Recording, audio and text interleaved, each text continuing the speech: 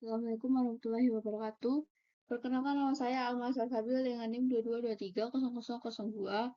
Ingin mempresentasikan materi dengan judul Integritas Laporan Keuangan Faktor Modal Intelektual Komisaris Independen dan Ukuran Perusahaan.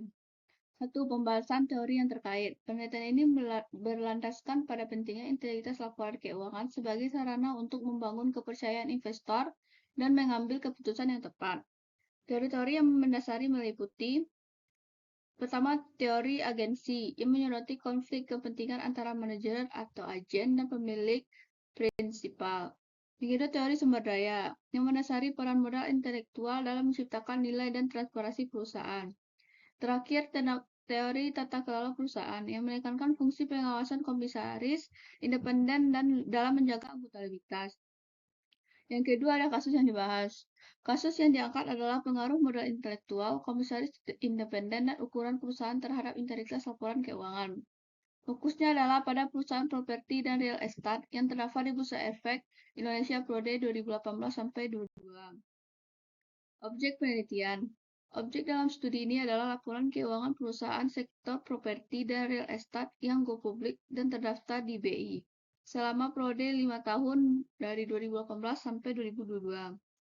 Perusahaan-perusahaan ini dianalisis untuk melihat bagaimana variabel-variabel tertentu berkontribusi pada keandalan laporan keuangan mereka. Yang keempat, teknik analisis data. Penulis penggunaan metode regresi linear berganda untuk menganalisis hubungan antara variabel independen, modal intelektual, komisaris independen, dan ukuran perusahaan terhadap variabel independen atau integritas laporan keuangan. Data diperoleh dari laporan tahunan perusahaan yang tersedia secara publik.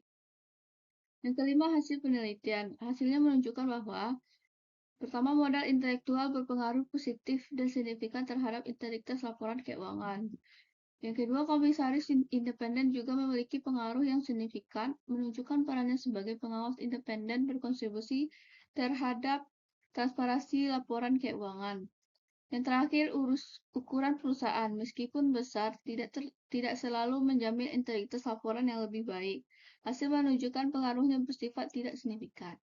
Baiklah, sekian dari saya. Saya sudahi dengan wassalamualaikum warahmatullahi wabarakatuh.